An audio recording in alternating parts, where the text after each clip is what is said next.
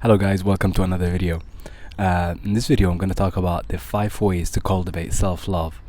Now a lot of us are really walking around licking our own wounds from the past, and which has developed into like a low self-esteem.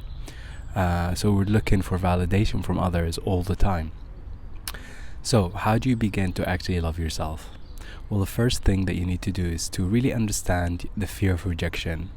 Now, I don't know about you, but when I had a lot of self-love blocks, they really connected to really me being afraid of being rejected from the opposite sex. So I really had to start to get really curious about what is it that I'm afraid of. And a part of me just did not accept who I am, or was just afraid of what other people are going to say. So I really recommend that you start to really become curious about the fear of rejection. Are you afraid of rejection? Are you afraid of people rejecting you? And because of that, you have that self-esteem issue. The second thing that I want to say is treat yourself better. A lot of people, they come last. They prioritize everyone else, but then when it comes to themselves, they really treat themselves really poorly, and they treat themselves as if they're always last. They don't buy themselves whatever they want. They'll do it for their kids, they'll do it for someone else, but they won't do it for themselves. You really got to stop that. You come first. So that's really important to understand. Here's the third thing. The third thing is to notice your inner blocks. When I had a lot of problems with self-love, I had a lot of blocks.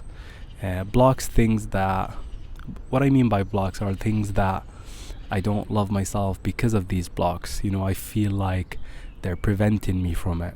Now, one of the main things is the idea of being arrogant. I really believe that if I really loved myself and I treated myself with the utmost respect and love, is that I'll become arrogant. And God doesn't love people who are arrogant. And actually, honestly, it's got nothing to do with that. Loving yourself doesn't mean you're arrogant. Loving yourself means that you have that kindness and love towards yourself, and it's not arrogance. Arrogance actually is just a side effect of not loving yourself, if that's the case. The fourth thing of loving yourself is really the realization that you cannot pour from an empty cup. Now, I am a giver. I really love to give people. However, I really realize that if I don't really give myself first, I will burn out very, very quickly.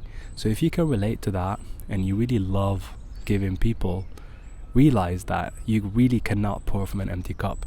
So if you want to give people at the level that you want, you have to come first.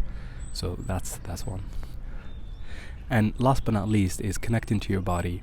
When I did not love myself, I really was disconnected from my own body.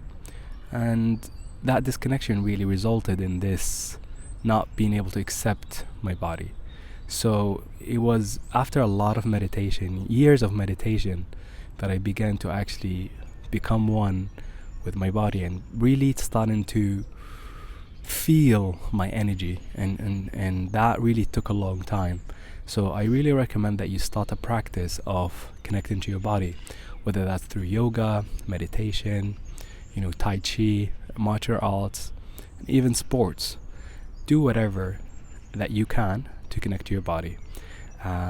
So here are these 5 tips, and always remember, if you want to give others, you cannot pour from an empty cup. You have to fill yourself first before you give.